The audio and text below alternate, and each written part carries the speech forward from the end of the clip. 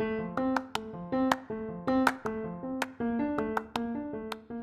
you have ever thought about starting your own podcast, you should check out Riverside. Riverside is an online recording studio that lets you record podcasts and video in studio quality from anywhere. And if you click on the affiliated link in the episode description and you buy a subscription, you will also be supporting the podcast. And if you're going to start your own podcast or you just want to continue to listen to great podcasts, you need headphones or speakers. If you click on the Amazon affiliated link, you can get great deals on headphones and speakers. And if you make a purchase, it will also help support the podcast. Both links will be in the episode description if you are interested.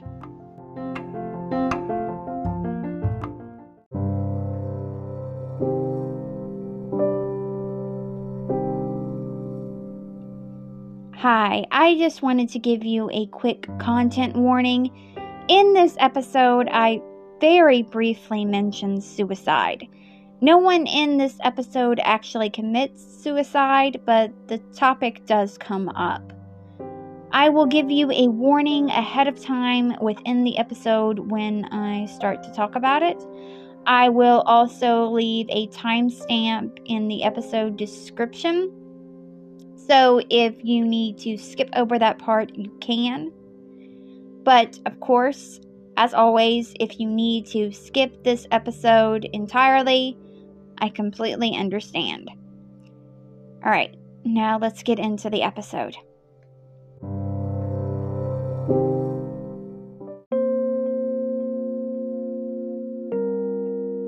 I am sure you've heard about witch trials before.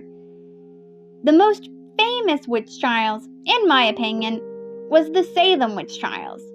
Today's episode is not about that, but I will be getting into that later on this season. I learned about the Salem witch trials in high school. One thing that I learned about them that I found fascinating was just how powerful the hysteria was. The hysteria spread to neighboring towns. It turned neighbor against neighbor. Now, I said this episode is not about the Salem witch trials, and it isn't. But Salem wasn't the only town in the world where neighbors were eager to turn against their neighbor. And sometimes that neighbor just happened to also be a member of their family. Hi, my name is Courtney Jewell, and you are listening to the 5th episode of the 2nd season of History Shelf, a podcast about history that proves that sometimes fact is even more interesting than fiction. For the 2nd season of History Shelf, I have chosen to title this season, Something Wicked This Way Comes. You may know that comes from the William Shakespeare play Macbeth. I am going to be talking each week this season about someone from history that was accused of witchcraft. But as we go along, you will find that the wicked I am referring to is not the ones that were accused, but rather the accusers.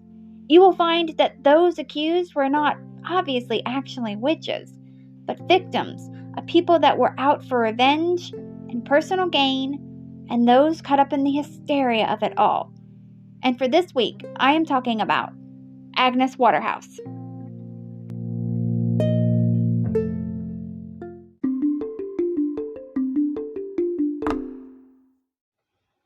Agnes, or Mother Waterhouse, as she was known by many, was born about 1503. She came from a village in England called Hatfield Peverell.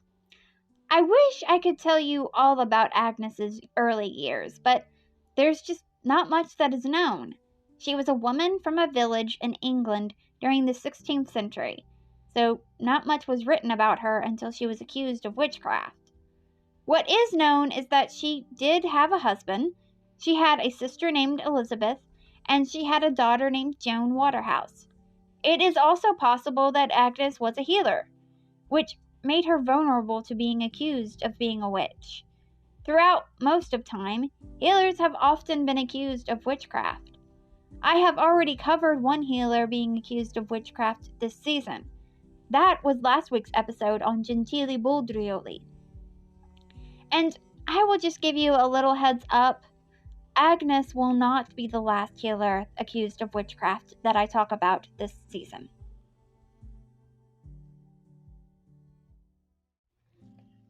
Agnes was accused of witchcraft in 1566 by a woman named Elizabeth Francis. Elizabeth had also been accused of being a witch before she accused Agnes. Agnes was accused of causing disease and the death of her neighbor, William Fine. She was also charged with killing livestock, and even her own husband. Elizabeth confessed that she owned a familiar that was a white-spotted cat that was either named Sathan or Satan. It is unclear for certain which name was the cat's. Elizabeth said that her grandmother, Mother Eve, gave her the cat. She kept the cat for 15 or 16 years, and then she gave it to Agnes. Elizabeth said that the cat spoke to her and told her it stole sheep and killed several people, including a wealthy man by the name of Andrew Biles. Andrew had gotten Elizabeth pregnant, but he refused to marry her. The cat also told her what herbs to take to cause her to have an abortion. The cat also told Elizabeth after she got married how to make her husband lame, and Elizabeth willed the cat to kill her 6-month-old daughter.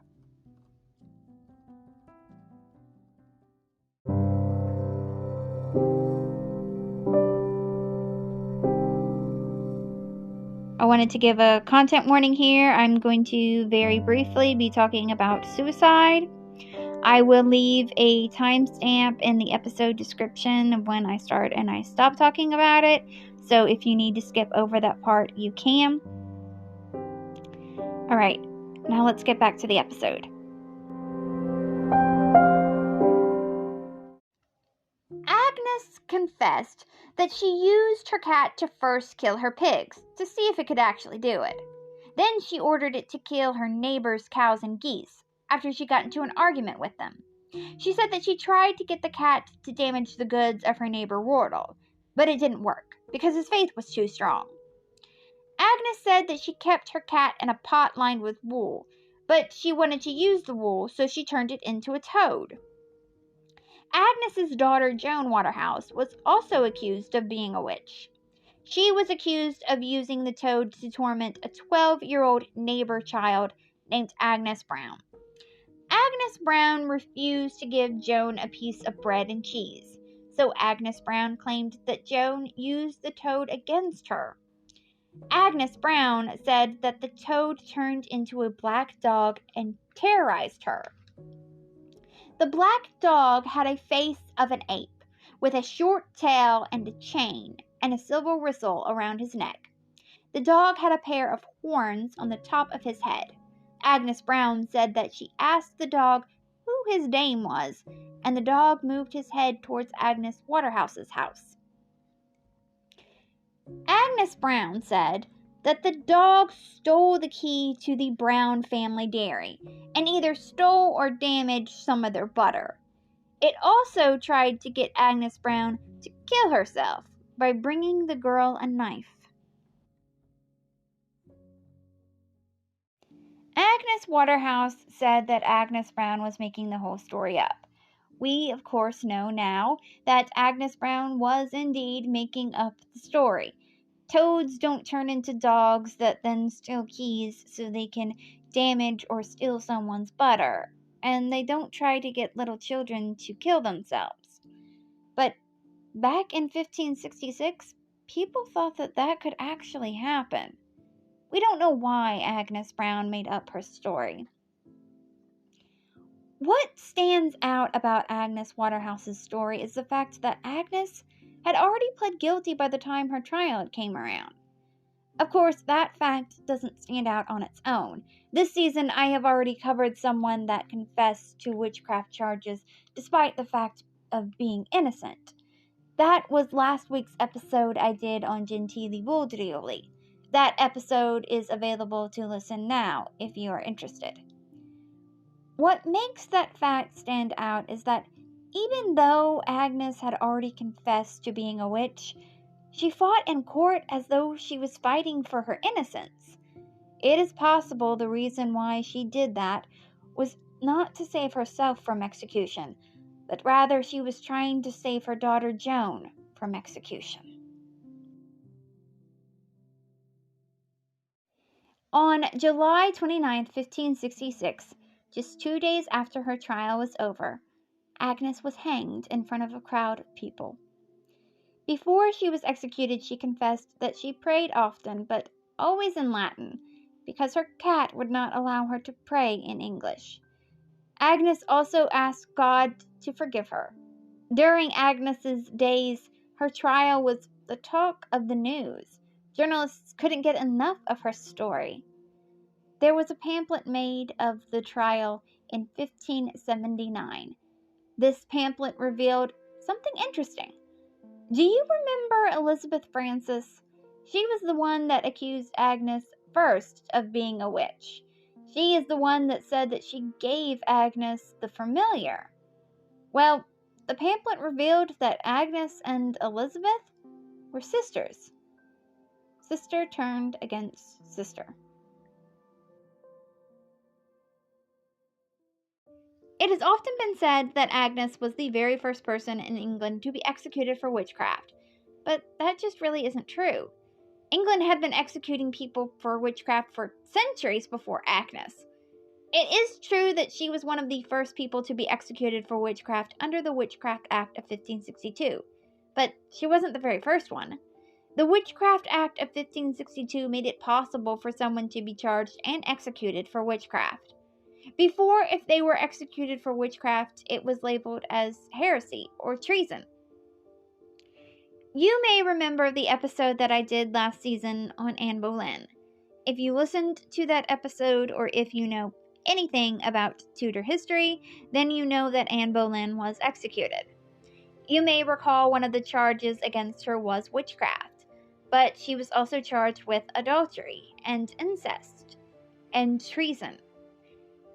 If you haven't listened to the episode that I did on Anne Boleyn and you're interested in learning more about her, her episode is the second episode of the first season of History Shelf. But back to Agnes. What makes Agnes's story stand out and can confuse people in believing she was the first person in England to be executed for witchcraft is the widespread attention her trial received. Like I said, many journalists wrote about Agnes's trial. There was one publisher that wanted to use an image of Agnes when he published the story of her trial, but he was in such a hurry to get the story out, so he just used a wood-cutting image of a woman that he found in the stockroom. The image that is often credited as Agnes isn't even her. I'm sure you're wondering what the fate of Agnes Waterhouse's daughter Joan was. Well, I have some information for you. Agnes Waterhouse must have created enough doubt in Agnes Brown's story because Joan was not executed. She was acquitted. Agnes Waterhouse died knowing that her daughter would live on. And that was the life of Agnes Waterhouse. Thank you so much for listening to the 5th episode of the 2nd season of History Shelf. There are 15 episodes planned for this season. Next week's episode is going to be about Thomas Doughty. I hope you come back for that. A few things before I go. If you want to follow this podcast on social media, the Twitter is at History Shelf Pod, the Instagram is at History_Shelf_Pod, and the Facebook page is History Shelf Podcast. If you want to help out this podcast financially, you can do that a few ways. You can buy merch from the History Shelf merch store. There is a link to the merch store on this podcast's Twitter page. The link is underneath the bio. I will also put a link to the merch store in the episode description for this episode. You can also become a Patreon. This podcast is always going to be free, but there are some perks that come along with becoming a Patreon. The first tier is called History Student, and that is $1 a month, and with that, I will send you out a thank you tweet. The second tier is called History Fan, and that is $3 a month, and with that, you get the first tier, plus you get to vote in a poll that helps me choose the theme for the next season of this podcast. The third tier is called History Buff, that is $20 a month. With that, you get the first 2 tiers, plus you get a handwritten note of thanks mailed to you from me. And the last tier is called History Lover, and that is $40 a month. And with that, you get the first 3 tiers, plus you get to choose one item from the History Shelf merch store. I have pinned a link to the Patreon for this podcast on this podcast's Twitter page. I will also leave a link to the Patreon in the episode description for this episode. But if you want to help out the podcast financially, but you don't want any of the perks, you don't want any merch, you can do that if you are listening to this podcast on Anchor. I have turned on listener support. But as always, the best way that you can support this podcast is to continue to listen to it. And there are a few other ways that you can help out this podcast for free. One is if you are listening on a platform that lets you rate this podcast 5 stars and or lets you leave a positive review. If you do that, that will help out a lot. Also, sharing this podcast on social media would be helpful. And telling your friends and family that you found a podcast that you think that they will enjoy will help grow this podcast.